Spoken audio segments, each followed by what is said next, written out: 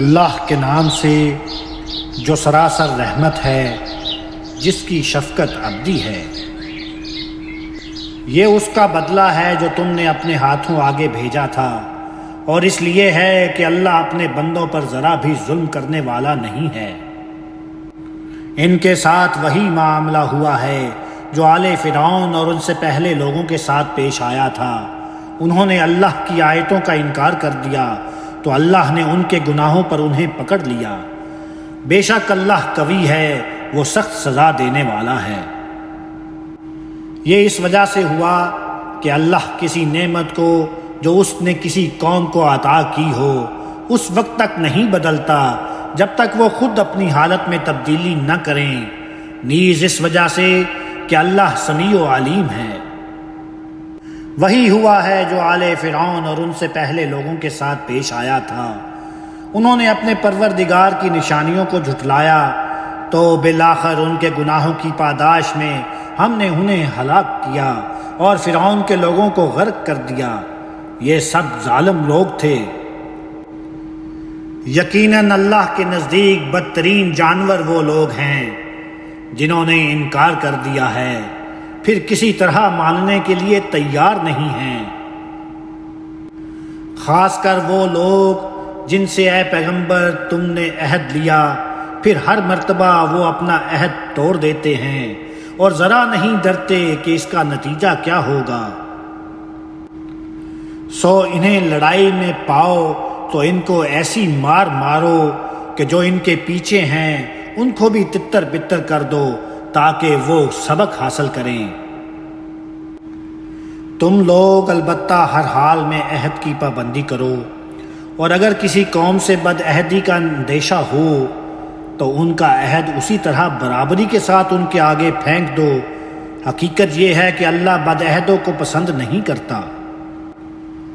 یہ منکرین اس غلط فہمی میں نہ رہیں کہ نکل بھاگے ہیں، یہ ہرگز ہمارے قابو سے باہر نہیں جا سکتے۔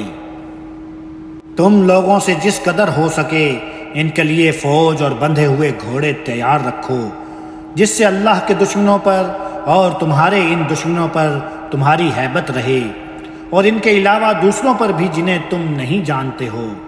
اللہ انہیں جانتا ہے۔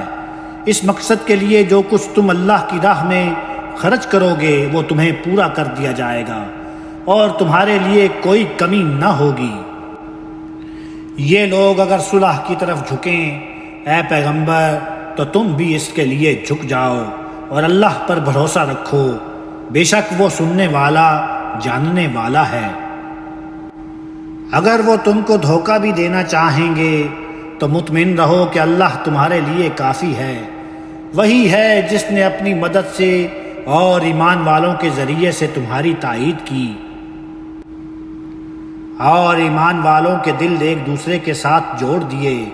اگر تم زمین میں جو کچھ ہے سب خرچ کر ڈالتے تب بھی ان کے دلوں کو نہیں جوڑ سکتے تھے، مگر اللہ نے انہیں جوڑ دیا۔ یقیناً اللہ زبردست ہے، بڑی حکمت والا ہے۔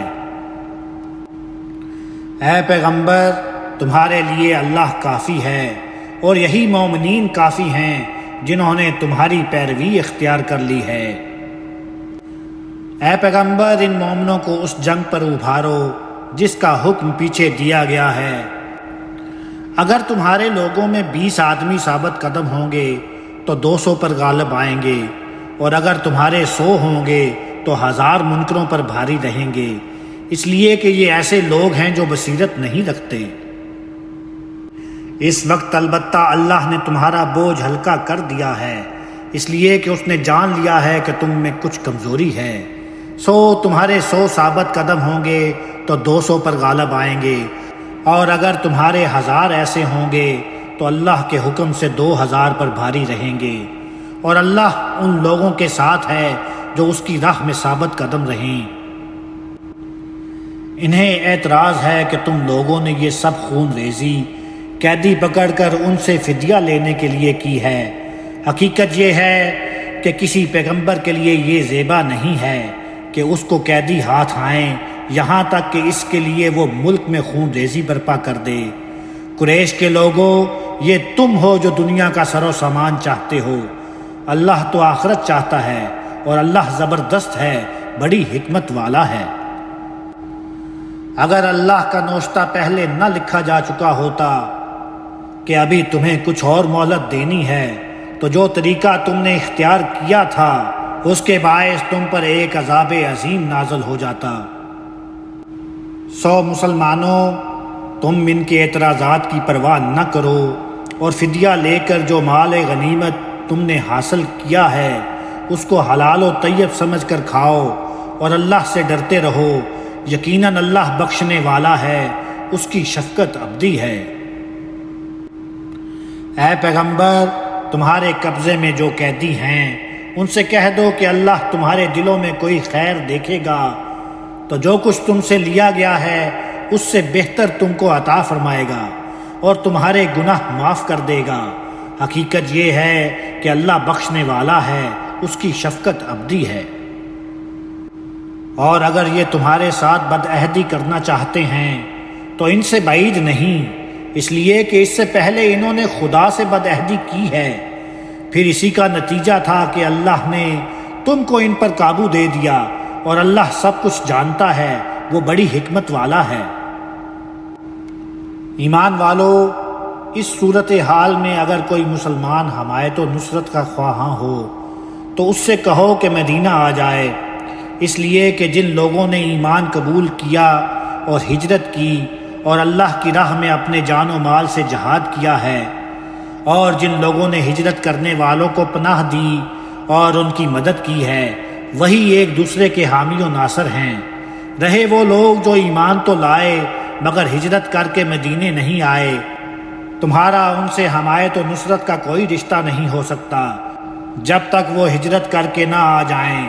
ہاں، اگر وہ دین کے معاملے میں تم سے مدد مانگے تو ان کی مدد کرنا تم پر فرض ہے، لیکن کسی ایسی قوم کے خلاف نہیں جس سے تمہارا معاہدہ ہو۔ یاد رکھو جو کچھ تم کرتے ہو اللہ اسے دیکھ رہا ہے۔ جو لوگ منکر حق ہیں وہ ایک دوسرے کے حامی و ناصر ہیں، اس لیے ایمان والو، تم اپنے ان مظلوم بھائیوں کے لیے یہ نہیں کرو گے تو ملک میں فتنہ اور بڑا فساد برپا ہو جائے گا۔ یہ بات اب تم میں سے ہر شخص کو سمجھ لینی چاہیے کہ جن لوگوں نے ایمان قبول کیا اور ہجرت کی اور اللہ کی راہ میں جہاد کیا، اور جن لوگوں نے ہجرت کرنے والوں کو پناہ دی اور ان کی مدد کی، وہی سچے مومن ہیں، ان کے لیے مغفرت ہے اور عزت کی روزی ہے۔ اور جو اس کے بعد ایمان لائے اور ہجرت کی اور تمہارے ساتھ جہاد میں شریک ہوئے، وہ بھی تمہی لوگوں میں سے ہیں۔ خون کے رشتہ دار البتہ خدا کے قانون میں ایک دوسرے سے زیادہ حقدار ہیں، اس میں شبہ نہیں کہ اللہ ہر چیز کا جاننے والا ہے۔ الحمدللہ رب العالمین۔